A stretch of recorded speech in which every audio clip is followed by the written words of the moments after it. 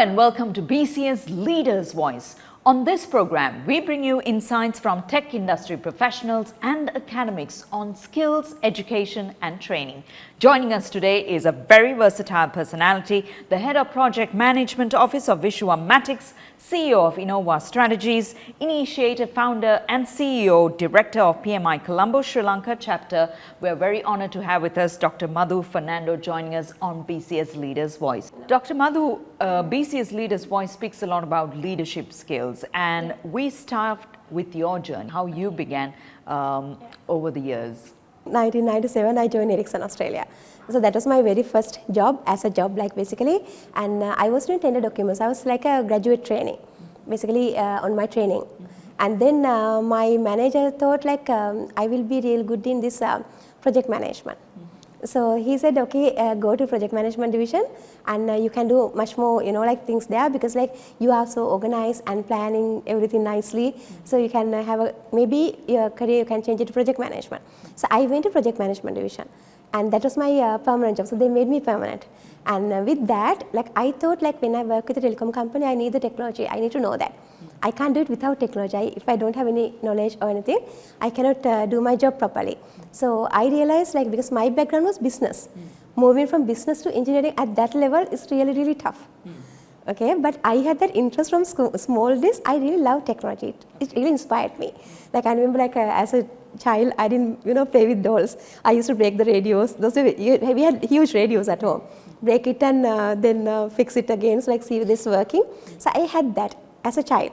So even I thought, okay, I'll learn it. I went to the test plants and I tried to do things by myself. And I really started learning it by myself. And at the same time, I was completing my undergraduate and then I wanted to do something for my higher education, then postgraduate education.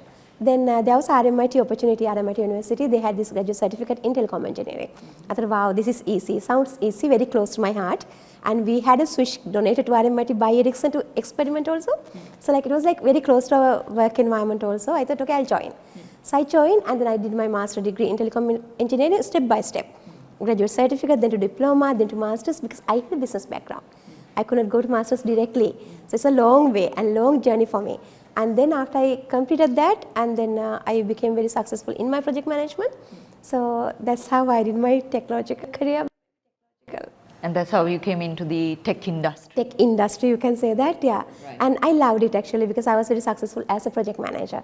And I work with software development and then the whole turnkey hardware, software, everything. So because it was in me and I knew that. And so I worked there till I think about 7 years I was there.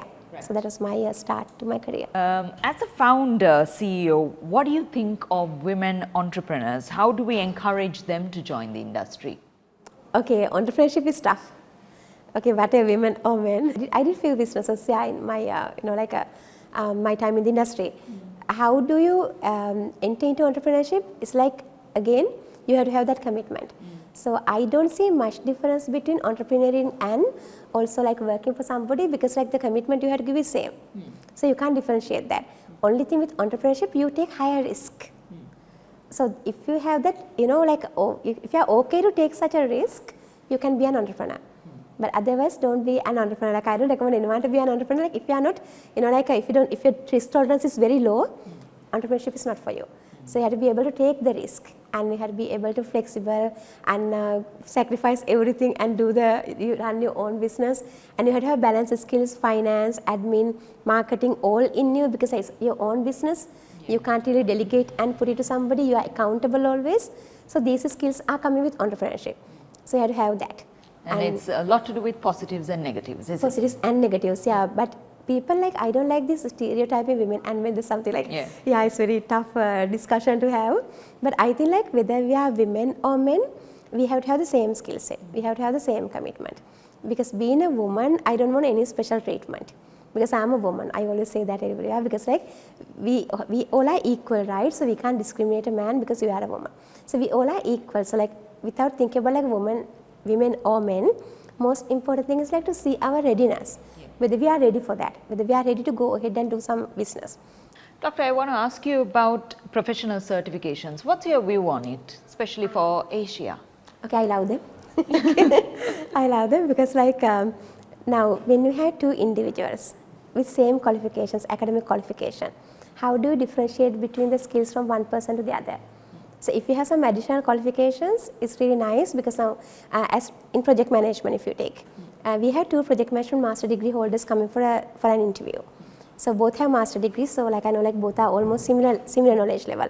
And someone will come with PMP also, project management professional qualification, or Scrum Master, any other qualification, or BCS. You have BCS also, professional qualifications. I know BCS has a lot. So like that, some other qualification together with your own thing. Then it opens up the discussion with that individual. Like I can ask, okay, what did you learn there? Master degree, we all know, like okay, these are things, so we can see exactly what our subjects covered. We know what's covered. And what did you learn by doing that professional qualification? Then they will say, okay, I learned to apply what I have done in my academic degrees. So if the professional qualification can meet that, that is amazing. Most of the qualifications are doing it. Even BCS has one, I know, and there are BA, business analyst qualifications. So like when you do that, they learn how to PMP and they learn how to practice this, how to apply this into practice. So that way, I think we need them actually. Yeah, I really like them. Yes. As my last question, Dr. Madhu, I'd like to ask the global demand for IT and its way forward. How should candidates, employees, CEOs embrace it? Wow. Okay, that's a very big question, right? Global demand for IT increasing everywhere. You know that, like especially like with all the new technologies coming into market, like we can't do anything without it. And so there'll be so many opportunities coming up in the IT industry. That's why. Even if you look at the industries, any industry, like I told you, like anything, everything's linked into IT now, IoT, and everything's connected. This world, all the cloud services, like all are connected right now. The whole world is connected, and so much opportunities in AI, machine learning, like everything's like now the technology is the future basically. So you know, I'm inspired by technology anyway. So like this is like not only my view, not only my opinion. There's so much we can learn. Actually, I hear some. Now, like when I look at YouTube, I can see like some people say within 4 months they have landed a job in the IT industry. They have learned by themselves. Within 3 months they have learned and landed a job in the IT industry because so many opportunities are there. Even the freelancing work, like you can work for anybody anywhere in the world with IT. So opportunities are limitless. So all you have to do is just apply because global IT industry is booming. And you can guarantee a job basically if you do IT. So that's why I'm saying you have to apply and you have to basically learn IT. And I'm encouraging anyone to do that.